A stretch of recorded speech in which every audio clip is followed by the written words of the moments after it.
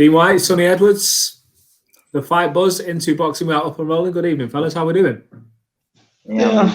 I'm good. Dean, we were just saying off air. You look comfortable. Is it a bit chilly where you are? No, not even. I just doing a madness. I just doing bare mad shit. You can tell, man. Look at the Louis V around his neck, man. Yeah, I was doing it. Hey, you know what it is? I was on a little mad thing, so I just wrapped up my scarf, doing some little Taliban thing. I was doing some weights earlier. Then I was on my bike. But you know, when you're indoors, it's just anything. I'm just trying to make myself feel comfortable. It's kind of been a long day for no reason, though. For no reason. Busy doing nothing. Exactly. Mad. So I was like, So I'm just like, just pretending like I'm busy, making the day pass. Right, that is definitely not a small dog, that guy. No way. He's only 11-month-old. Yeah, my man's head's huge, fam. He's not even 11 months. That's a lie. He's 10 months, coming up to 11 in 2 weeks. What's his name? Kilo. Little Kilo. Come on. Right, you're going to move like that now? No, I think he's done something wrong. That's why. Wrong, man. Do you know what? Before we start getting into boxing and who's fighting who and everything else, Sonny, how are you finding lockdown? How's it affected like training and just general day to day? Do you know what? Now I've found lockdown quite easy, to be honest. I mean, the first 8 weeks, when everything was proper closed, my trainer got ill, so the gym was proper closed. Then, since it said about pro athletes can train again, I feel like the boxers that can sort of, they have the luxury of still getting fights out. They've got the sponsors, they can maintain training and not stressing too much. For us, our life hasn't really changed. If anything, there's a lot less distractions around. There's no nightlife, there's no flying out. It's been quite nice, and I've spent, because of my camps have been obviously, this has been the most inactive I've been as a pro. I've had a lot more time to spend with my son. We was talking about him just before we come on. Like I went from having him, once a night or maybe twice a night max each week for the first year and a half of his life, and then having a period where 3 or 4 nights a week I could have him and it was easy because I weren't getting up at 7:30. I weren't sparring. I weren't making weight. It's been nice. I mean, it's been good. Like I probably got a better bond now than I would have at this point because I've just had the luxury of spending more time with him. And with me, I'm always very much, as soon as I've got out the ring, it's when can I get a next fight? That's why I've boxed so much. That's why there was a period of time when I was out every 8-10 weeks. I was just out. So because I'm trying to reach the level that I need to get there. And I know that at my weight, you can't just sort of pick a few decent fights and then you're a massive name. You really have to put your groundwork in really and keep getting seen and keep being on the right screens. And then eventually something might stick and then you get the time where you can break out. So it's nice to change your pace. Has been nice, and it's also allowed me to learn a bit, work on myself a bit, work on my boxing, and then I work on a few things outside of boxing, which has been nice. Like you just seen the dog come running on. I've picked up a few dogs. I've started trying to do a thing with them. So it's nice, and there's a few other things going on in the background. It's been nice. It's going to change your pace where perhaps if this came maybe a few years ago when I was probably a little bit less stable, I would have been stressing. But because I'm a bit more comfy now, it's nice. It's been nice. Does that make it easier? This might sound a bit strange, but does that make it easier to just focus on the boxing? Because you hear stories about great talents, great prospects, great fighters, but they have troubles outside the ring for whatever reason, and it affects their game in the ring. They lose their head, blah blah blah, and the career doesn't quite go. Because you sound like you've got everything with your son in line, you've got your other things going on, you can just focus on training. If there's anything you need to work on, you can do it. Come fight night, you have less going on because of the calmness lockdown has provided. I don't know about that, but I mean, one thing I've definitely alluded to before now. So what I'm going to say is one thing I've alluded to before, I know I'm in a very lucky position because I've seen it so many times. I've been boxing for 15, 16 years, I think now. So I'm not really green or new to this. So I've seen tens, definitely, hundreds, most definitely, probably even thousands of boxers better than me, better than most of the people I'm seeing achieve. But because something happened in their life, times hit where they had to step out the gym and they had to go and do other things and life got in the way. they had kids, you know, and they didn't have them at a time where they could give everything to something, and then they come away because they had to live, you know, they had to. And I've seen that countless times. So I'm lucky that I didn't get caught in that. And I can imagine that a lot of fighters, you know, there's a lot of sort of fight by fight fighters. That's the reality. In the UK boxing, there's a large majority where they're earning good money, that they're typically better than your average Joe, the average earner, but they're not making no generational money. They're not making money to really put down into anything really meaningful unless they're being really smart with it. Like, that's the reality. Like, as Dean, you know, he's in box management, he'll probably be all aware of. A lot of fighters are in the same bracket of purses, a hell of a lot, and it's very hard to get out of that. Do you know what I mean? So it's if you're one of those fighters living mouth to mouth, this lockdown is probably going to see a lot of careers end or definitely change. You're going to see fighters come back hungry and taking fights that they wouldn't have even considered before for money that they would have thought they would be fighting against anyone for. Do you know what I mean? It's going to be mad good for the promoters though, and I think it has been. Look at all the shows we've had. I think the promoters have been even though there's been challenges, definitely. I mean, the fights we've had as fans, and it has been good, but we need the fans back. We need the boxers getting paid what they need to get paid, and you know, getting back to normality, because it is hard for everyone, and there's so many people that I'm grateful that I'm not one of them. I'm in a lucky position that won't get through this lockdown in the sense of their life will have been altered. You know, people have lost houses, people have lost jobs, everyone has their little 2-year plan, 5-year plan, but the first steps in them are what's right in front of you, what's coming up. No one could have planned for this, and then to be put on pause for over a year. Do you know what I mean? It's crazy. What are you saying, Dean? You relate to what you're saying? Yeah, no, 100%. Look, you see, boxing, there's a very small percentage of boxers that make life career changing money. You know, as much as you see guys who box, they're on TV now and they're doing stuff, they make, like he said, you know, a decent wage. And because of COVID, a lot of guys are there to take a big, you know, haircut, a big haircut. You get me, a big shave up, because obviously the money's not there because of no gate, no fans. Mm-hmm. So, and then that would show you again, some fighters won't fight because they're not prepared to take less money than they would have prior. So, you know, you've seen guys doing interviews saying, look, I'm not going to go and risk my life, my liberty, you know, in terms of, you know, going out there and putting everything on the line because I could die. So some guys are like, no, I'm not going to take that fight because I've got more money for fighting a lesser opponent. And we've heard that many, many times. A guy that comes to mind is, what's the light heavyweight name? The little, I can't remember his name, the puncher one. He's from Callum Johnson. There you go, it came to me. Yeah. He's refusing loads of fights because he's like, look, I'm not prepared to take that money, man. No way, Jose. You know what I mean? But I mean, look, you know, when you're in this game, getting the opportunity is the first thing, and you definitely want to be, especially a young fighter in their career doing their thing. You want to keep cracking on and learning and fighting under the bright lights. The more experience you gain in the ring under them kind of circumstances, it should lead you to a better position later on. I understand he's fought for a world title, so maybe that's a different position and it's a different mindset. And he's probably made a little bit of money out of boxing. I wouldn't, you know, yeah, probably. I don't know if he's. No, I wouldn't say he's made anything. Like I don't think he's made millions from boxing. I think he's probably a good few 100,000. What would have been his biggest fight? That Russian, do you reckon? Yeah, the BF. I don't know what he got for that, but I'd imagine he would have got a few. You know, maybe 150, 200. I don't know, but I'm just speculating. But, you know, he could have got more, but because I know the zone are paying big money, he could have got even up to 300. But I mean, so maybe that's why he looked at it and thought, you know what, I'm going to sit this out. I got a little change.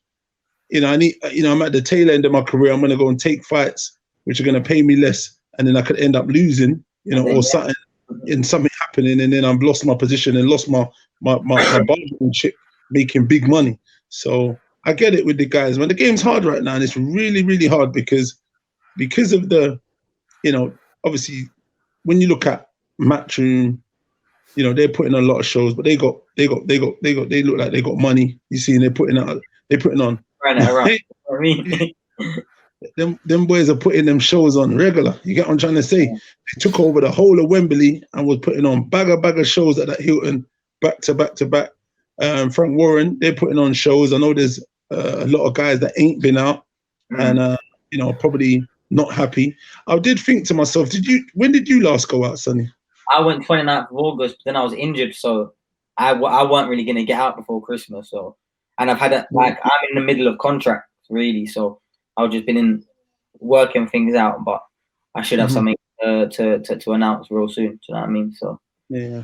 So I was wondering, I wasn't sure. I think I ain't seen you for a while, and there's other guys that probably ain't been fighting. So I know, you know, those guys have been pushing a lot of their top guys. I know Willie Hutchinson's fought a few times, and then they've got boys there that haven't fought a few times. You know, look, even when I was speaking to Francis a little while back, and I was, you know, quite, you know, kind of vocal. I was saying, look, I don't know, you know, I've got boys. Why aren't they coming out? You know what I mean? And I see Willie Hutchinson fighting quite regular. Nothing against Willie Hutchinson, like him, top lad, top prospect. But I, you know, I had to question because I got to, you know, think of my boys and think of, you know, why they're not fighting, because there's fights scheduled for titles and they didn't happen and they got put to the side. And he said, look, the game is simple. You know, the TV like him. These are the guys they want to see. And I understand that because it's a business, but I still got to put my manager's hat on my, you know, my guys are always first. So, you know, so when I look at that, you know, I feel like a bed with fighters because they feel like maybe I'm not doing my job and guys have left. And I said, look, you know, you can leave, that's up to you. But at the end of the day, there's not, we're in the middle of a pandemic and it's across the board. Everyone's having the same situation. And for me, I've been pushing tooth and nail to try and get them out and do things. But you know, like, look, listen, if you want loyalty, get a dog. Yeah. But that's how I got one, bro. there you go. But what I'm saying is I've been in there arguing with these guys, talking to them. I've been to the office, Frank Warren's office. I've been up there, spoke to them, and everyone's struggling. You know what I mean? Some are struggling more than others. You've got MTK doing shows. Yet again, they can't get out all their boys. They're just like, well, look, you know, we can't even begin to think about putting on boys that are not signed to us because we've got loads of boys that are signed to us. We need to figure out. Everyone's thinking about themselves. It is a very, very horrid time. And hopefully, you know, we're in a new year now. And you know, let's hope things are going to start perking up and we can see things getting back to some normality, because this thing is wearing thin with myself. I know I know what Sonny was saying. And look, for me, I'm not gonna lie. Today's probably a chill day.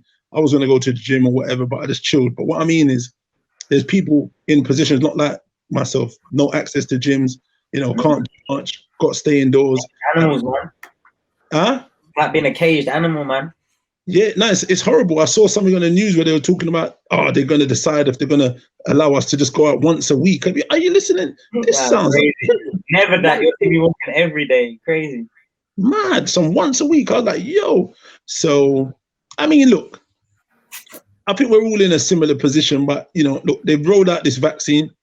You know, God be with anyone who takes it. Good on them. Hopefully, you know, hopefully it does what it needs to do, and those people feel happy with. Yeah. But hey, buddy, hey, listen, I'm not interested in that. Do you know the statistics on that? It says they was talking about, you know, like elderly people. I get it why they want to roll out for elderly people. They said 88% of the people who are dying are between 70 and 90. You know, that's actually dying age, isn't it? Really, like in life. Yeah, and the thing is, they're dying from anything, though. That's the problem. Anything. Like, I know people that have died from just cancer, and to get the body for a 24-hour burial, yeah, we'll sign the paper saying it's cold. Exactly. Oh, you see, I've heard from multiple different people. Like, so if that's happening, that many people close to me, how many is it happening across the country? Do you know what I mean? Let's be real. Flu exactly. no more. No one gets flu no more. That's gone.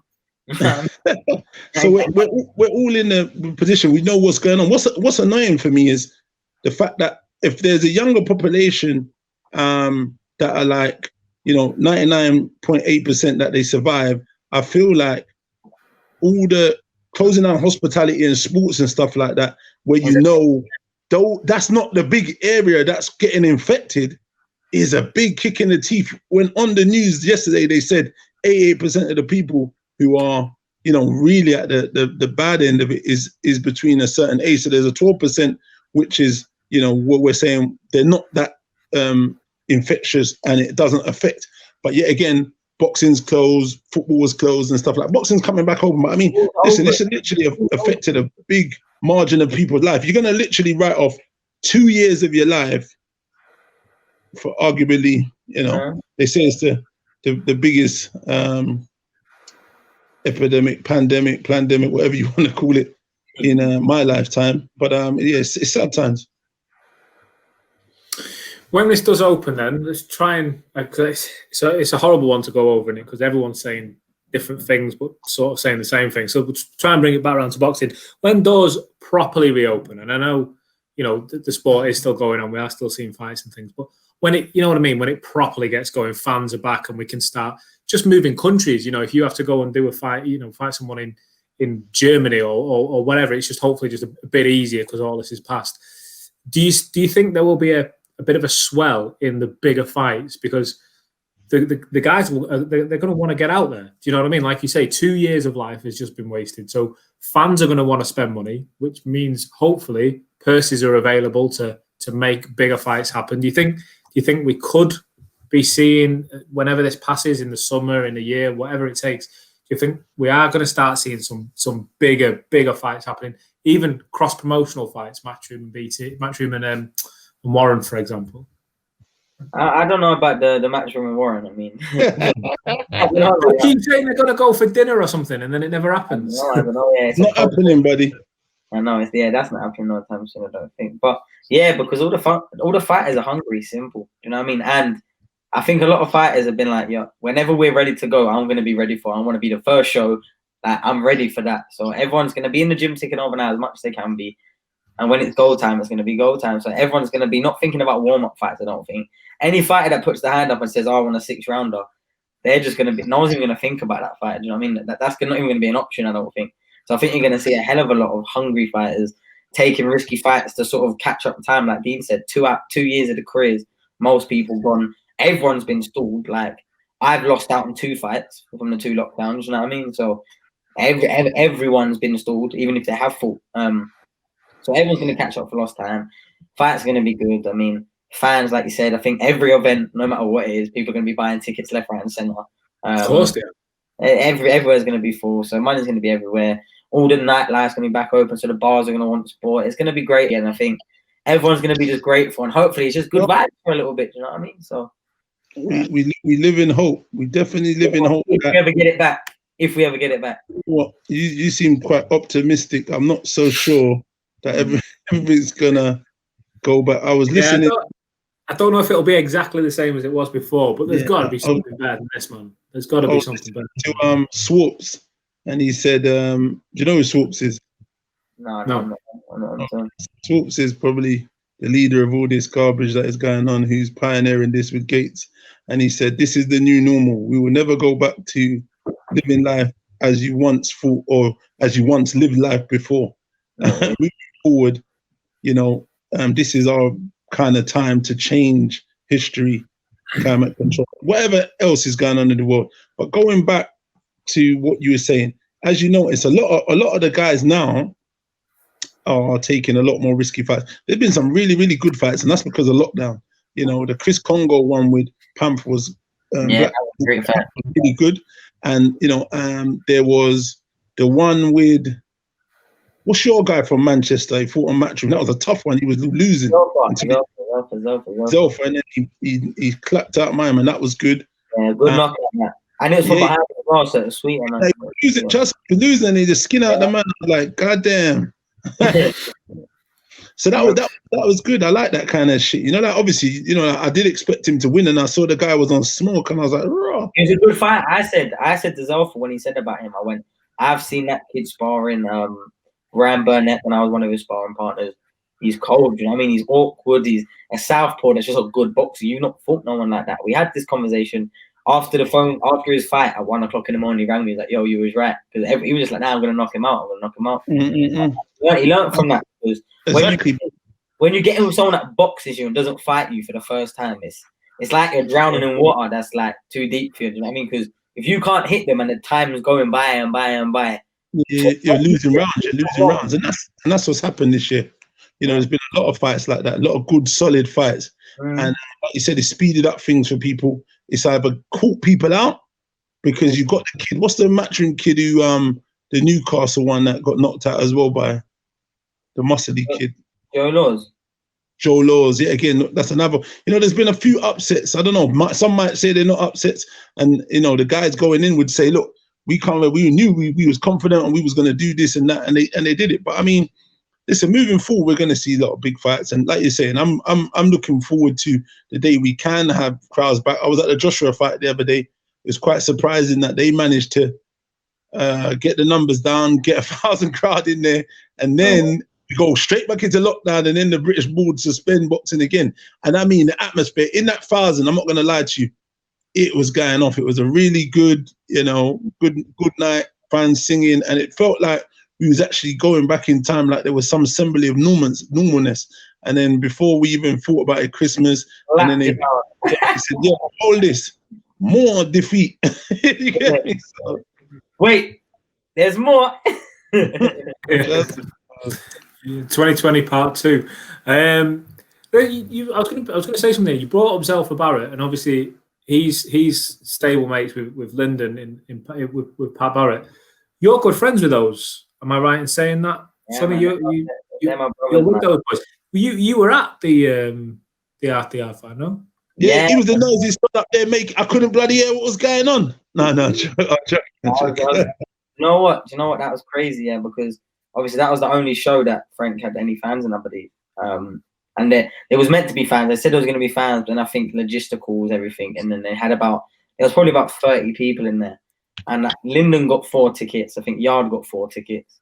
But I got onto the, my promoter was like, "Oh, get me 2." So I was there. So there was 2 extra.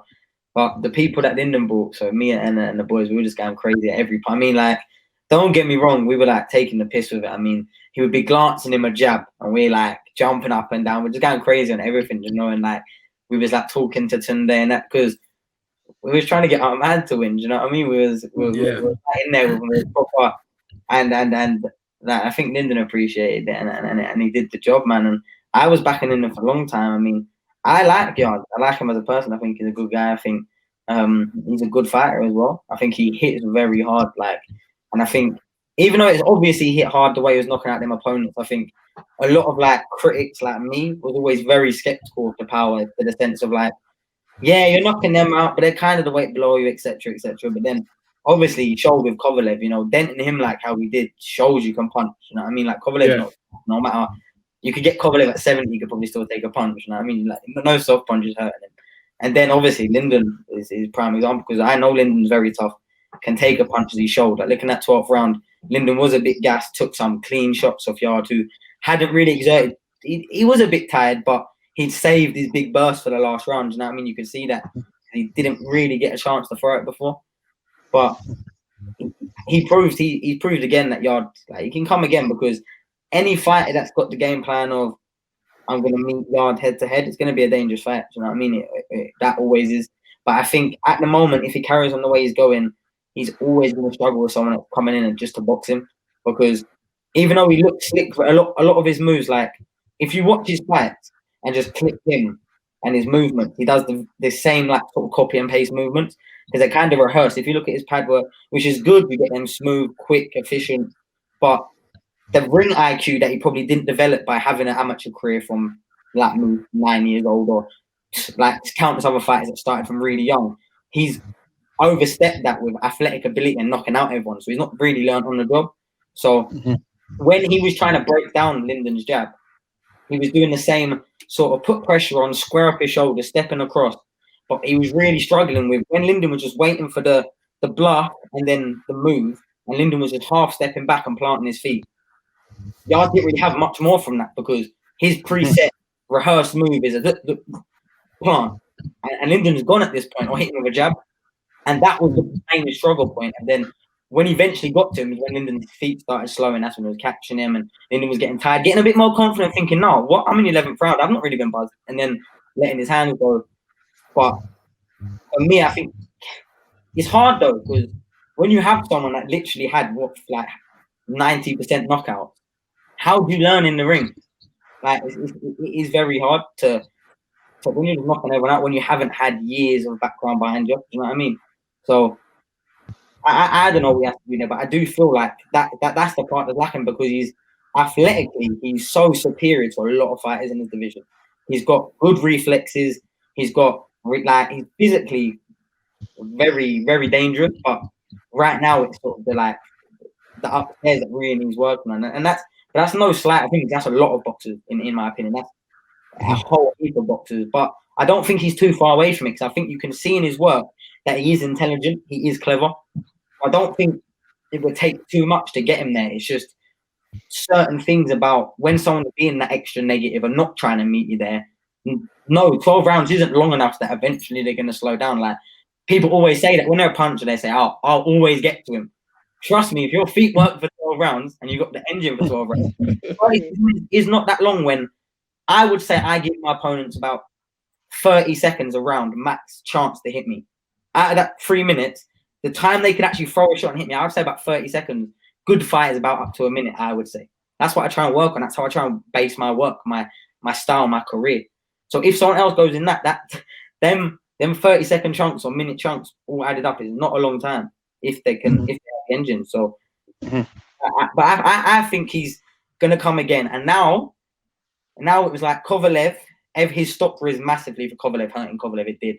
Mine and a lot of boxing people it did. Now a lot of people it's dropped losing to Lyndon because he was the favourite. But this is where I think he'll be his most dangerous. This is where I think the ease will go. He's not going to stop boxing. He's not gone. No way. Do you know what I mean? So now it's a bit like, oh, Yarde's fighting. Let me watch this. But do you know what? This guy could give him problems if you've heard of him. Do you know what I mean? And this is when you're going to start seeing the better Yarde, I think. I think because the hype that's created by being so explosive is like its own beast. You know what I mean? Like, it wraps up your whole career. It's a snowball effect. Happened to Daniel Dubois. People that just keep icing people, like, it's so great, and you'll earn so much money off that, and that it's so necessary to be a star. It really is, but it can really cause detriment in a lot of areas of the boxing game.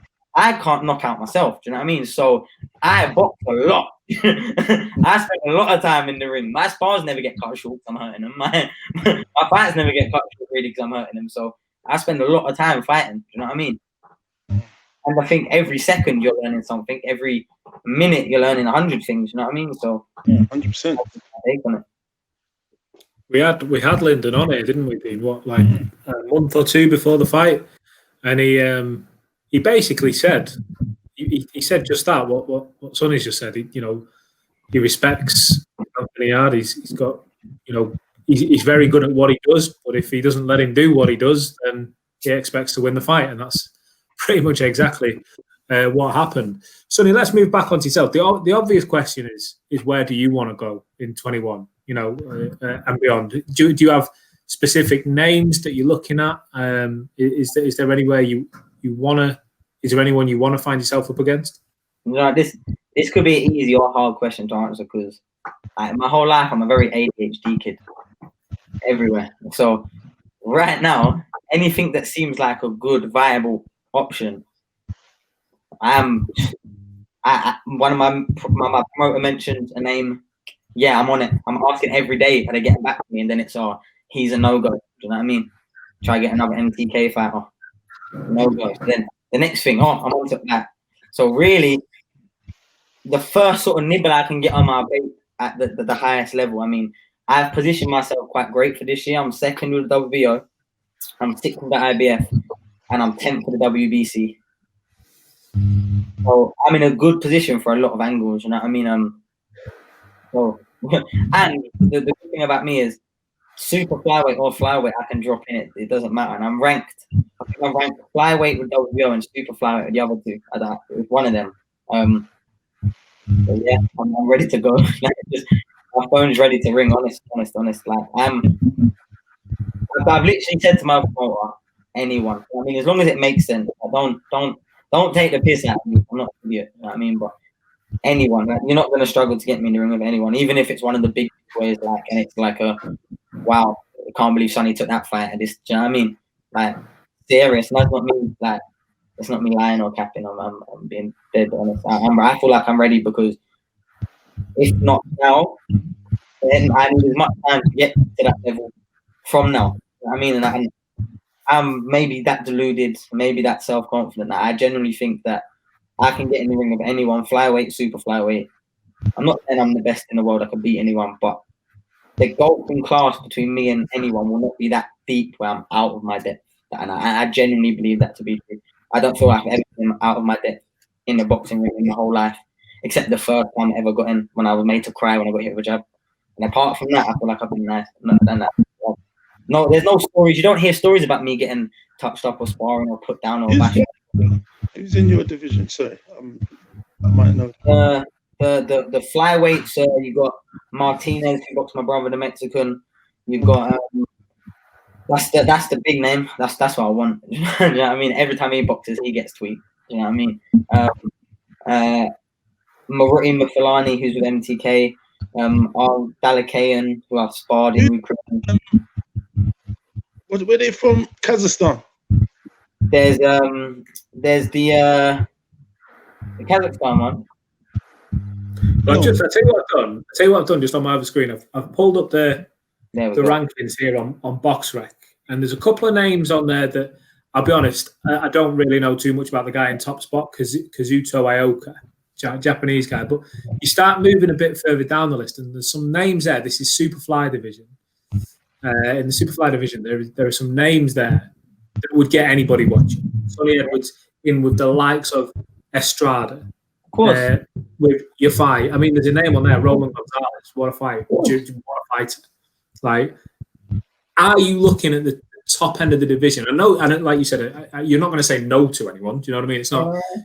But at the same time, realistically, can you look at those names and think, take Roman Gonzalez, for example, huge name, like, unbelievable fighter. Get him in. If it's available, get him in. Yeah, man, because that's money. That's a house in Sheffield. You know that money. So you're gonna. It's Chocolate or someone else. Is that the one? That's Chocolate, Roman Gonzalez, man. Roman Gonzalez. Chocolate. Yeah. Honestly, if I'm honest, Roman Gonzalez, I knew he was gonna beat Yafa. I said that before, just because when you have a fighter that's even he's old, he's lost a bit. When you have a fighter that's still an elite level puncher, can elite level take a shot. And you're going to meet him, you're going to fight him, you're often still going to lose no matter what stage of their career. If you're going to box him, you might get the slow reactions, but so I look at someone like Cal Yafa, I can't lie, and no disrespect, because I like Galal. I box him as an amateur, we're good friends, I like Galal. Cal, I'm okay with Cal, but I look at someone like Cal right now and I would be rubbing my lips, you know what I mean, like licking my lips, because for me that would be perfect. He's a big name, great exposure, not old, he's the veteran. Every prospect that becomes something great, they pass a few of those, pass it like sort of thing. He's been number one at Superfly for a while. Even when my brother was having his high success, Cal was always deemed above him. Then he dropped down to flyweight, so was out of the division. So that would be perfect for me, and that would be a very easy fight to make. Because I've sparred one round with Cal when I was on the EB, and then Robert Cracker made me get out, and he got someone else in. And it's not because anything happened; it's because I ran away from him and frustrated him. But yeah, I'd love that. I'd love that fight. I'd be all over that. But any of them top Martinez is sort of my storyline fight. Remember Fight Night Champions? When you're going through, and then it's the storyline fight. He won my brother with the illegal shot, but kept him out of the ring for a year. Now I'm coming back. And then I'm gonna do one for Big Bro, do you know what I mean? And that's my check. That's my check. Who's that one? Is that Martinez? Sorry, Martinez. Is that the one that's with Canelo's crew? Yeah. Them Canelo men. Them over there, man. Them man over there. Them sides. Yeah, that was a good fight. That was a good fight. My man's solid as well. He looks like he can punch that kid. Yeah, man. But you know what? With him, I look at him and think he throws his shots from way too far out. Like I can see him coming from 2 seconds before they've landed. That's my personal view on him. Dangerous though. There probably hasn't been that I've seen a puncher like him, like in the way he punches. It's just a raw whole weight of his body behind the punch. It's not like a technical shot. It's just I'm punching you a hole through your head. You know what I mean? It's like a monster strength. So I like that. You know what I mean? But a fight like that would get the hairs on the back of my neck raising. And honestly, when I have any sort of fear about me, which I do at times, Yeah, I hide it well. When I have any sort of fear, that's when I hit my level of sort of zen where I know I can't get hit with one shot, so I'm not trying to get hit that one. When you see me in there against someone like, I don't think you can punch. You'll see me sit there. When you see me against a punch, trust me, I make a small ring huge. Trust me. Yeah. Trust me, man. And I do not mind if I have to get in the ring and jab my way to a 12-round shutout, boring ass fight. Trust me, I think that's how I've got to win. I would do that every single time. I'm not risking my possibilities. If I think I can start taking over, let my hands go. I do, but I don't risk my possibilities to win. Like, when you get in and when you get out, the main thing is the hand raise at the end. That's it.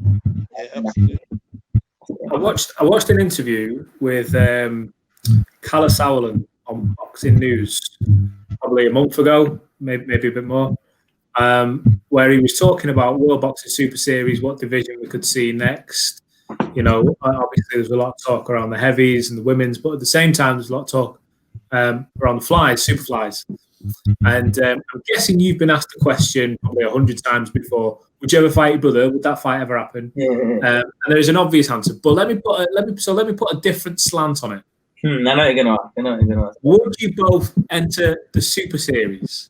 Well, funnily enough, the little story of this goes, and this is God's honest truth. Yeah, I hope Charlie don't mind me too much for us for saying it. So this got mentioned a year, way ago when I went to Dubai. This got mentioned, and my brother was talking about, which is when he was flyweight, but maybe moving up. He was talking about a fly or super flyweight World Boxing Super Series. My brother was holding WBC at the time. My brother was like 1,000% go in there. I was like, yeah, I would love to jump in there, but obviously Charlie's there, so I wouldn't. You know what I mean? But the conversation was happened, yeah. And then anyway, fast forward a year now. So recently, this interview you're probably talking about this time, yeah. The day I got that, the moment I seen that, 2 minutes after, screenshot management. That's on God. Probably about, I was on two minutes. I seen it probably before I sent it. And then every day since for a couple of days, and basically was like told that they're talking about it, they don't know what's going on, but obviously we've made the contact and we would put your name forward because obviously it's something I would want to do. So I just have to wait and see if they do it, and there is an option of me doing it. I'm going in, but the conversation happened when I came into the gym. Like, they said that if they do it, they would try and get me, and why not? Do you know what I mean? Sort of thing. My brother was like, "Oh, really? Yeah. Well, I reckon I can make flyweight again." I went, "Yo, bro, if you go in, I'm picking you first if I get a pick, and that's on God." On God, that's what I said to him, and I was being deadly serious, and he knows it. Not on our meeting. Could you imagine that final? I know you. Final. First. No, there would be no final. If I had a pick, trust me, he would get it first. Trust me. I know him. I know how to get in his head that everything. It'd be too much. But that's only because he baited it out of me by once he's heard my intention to go in it, saying, I'd go in it. That means you're one of the other 7 then, isn't it? You're not my side. Yeah, he started it. And trust me, and from that side, and from that moment, I'm walking past you in the gym. We're not knuckle touching, nothing. If we're training in the gym, trust me, I'm screwing you. I'm getting people knock up your house at 3 o'clock in the morning. Trust me, the game starts from now. You know what I mean? Yeah, that's the truth, man. But yeah, 100%. If it comes to something like that, now at this stage in my career, he's not in my weight now. He's moved out of it. So I'm really trying to campaign at flyweight, really seriously. So if he tried to then come back and someone was in, then he would have to hold it like anyone else that jumped in. I think if I jumped in, a few people probably wouldn't, I think I'm a risky fight for a lot of people. They're not on it. Like, I tried making the fight with, that kid that Danny Vaughan trains, MTK? Mohammed Wasim, Pakistani kid, boxer worked out. Anyway, Mohammed Wasim, Commonwealth Games medalist, whatever. Tried making a fight of him. He fought, tweeted, tried calling him out, didn't reply. Asked today and said no, he didn't want it. But these are fights at fringe world level that we can get this for like a world title eliminator, WBC, world silver title, whatever. Definitely, because we already fought for world titles. You know what I mean? It'd be unfair of me to try and pick a winner between Sonny and Charlie, but I am going to throw to Dean and say, do you fancy picking one? Because I'm not going to do it. I'm better looking. I'm You better. know, look, you know my business. I do bare fencing. Cause you know what it is. Yeah, you got to keep people happy, Dean, man. Listen, this game is full of bitches. Sorry to say that, but I mean, there's bare crybabies, fam. So I see a lot because I can't bother to get into nothing with no one, and my thing's real business. So I don't want to get into nothing when I say and offend people. I'm happy you lot spoke about this other fight as well, because we spoke about the Lyndon and Yarde fight. I'm not going into much because I know there's people with this kind of thing. It's a touchy subject with some folks, so I'm not interested in that. You know, it's none of my business. Everyone got paid, everyone left the ring healthy and safe, and that's the main thing. I mean, but most subjects I can't be bothered because, you know, there's too much crying. You know what I mean? Everyone's opinion is their opinion, but I mean, you know what I mean? So in that aspect with you and your brother, that's brother business stuff. Yeah, man. I put him in a headlock from young, man. Come on, he knows the score. I've been putting him in a headlock, man. Little bro. Like that. I wouldn't like to see that anyway, man. Really, there shouldn't. You know what I mean? I know there's a little bit of tongue in cheek anyway, but yeah, man. It's love, man. It's always love, man. You know that. You should be just doing your own path, really. Anyway, so I wouldn't really be like saying I'd like to see that. There wouldn't be no. You know what I mean? They're boxing brothers doing their things, so I feel they got their own lane, their own paths, credibility in their own lanes. I know your brother's been a world champion, but you're in that ink as just behind doing things, car.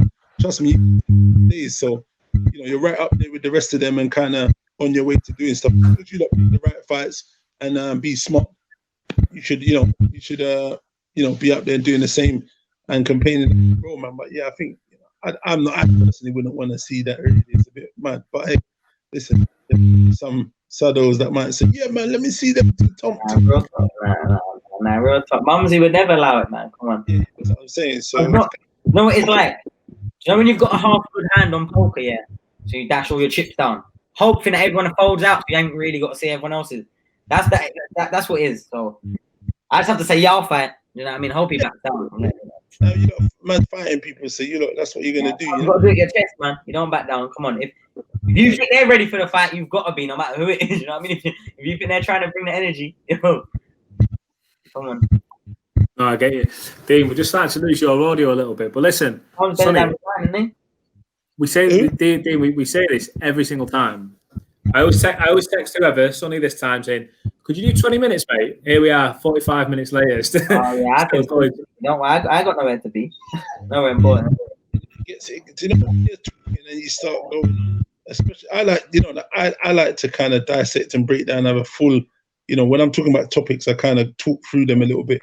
Maybe they're a little bit almost. So that 20 minutes is probably not realistic by the time you have it. No, I should stop saying it to people because it's never 20 minutes, is it? every one of them. But that's all good, you know what I mean? It's nice to talk, they say. Well, listen, Sonny, we'll have you back. We'll have you back in a few weeks, mate, because there's loads more. There's loads more we can pick through, and there's probably going to be lockdown for a while yet. So, like you say, yeah, we should do this again. But listen, it's a busy division. Hopefully, it's going to be a busy year. We're going to start seeing more things happening. And like you say, if we get you back on next month or something, maybe you have some news for us. Yeah, man. I'm feeling like, what's my brother name out of Warriors? Do you remember when he's saying, come out to play, banging the thing? Oh, yeah. I'm feeling like that at the moment. I've been calling people out for the longest now. I'm getting bored. There's only so many times you can tag someone in a tweet and put him in interviews and getting long. I want some fights. I want a fight that I would get excited for as a fan. And at the moment, my last one was Ryan Farag, if I'm honest. I personally think, as a fan, to probably get into it, it was that maybe Marcel, because we built it a little bit and he had a bit to say. But give me a fight that people are excited for before I have to start trying to convince people that this is tough. Do you know when fighters start saying, yo, he's tough, him. He's knocking everyone out. When they're trying to sell their oh, that's what time it is. So I don't want to sell my bond. I want their body of work to be enough. Because that way everyone gets paid and everyone's happy, the fans happy, promoters happy. But I'm willing. It's just ready to find my dancing partner. Because have we seen them? Like, why not me? I've been fighting. I've been on TV. A lot of these fighters have been shelved that don't want to fight. Fought once or twice in little joke fights. Like, why not fight me? Like, I'm confused. I've been British champion for well over a year now. Not one mandatory. No one's asked, yo, can we make a fight for the British? The board's not said, Sonny, time to defend your belt. They said, Sonny, it's time to bring it back. And said, you know what I mean? So I'm sat here waiting phone on loud, and any meaningful facts that come through, be it in this country, on another promoter show, be it anywhere in the world, I'm ready. I'm ready. Flyweight, super flyweight, I'm ready. Good stuff. Well, listen, we'll let you crack on. Dean, I think it's coming from your end, but it's just another little buzz. But, listen, Sonny, we'll definitely have you back on. Look forward to it. For the time being, mate, we'll let you crack on with your evening. Yeah, man. Thank you. Big up, family.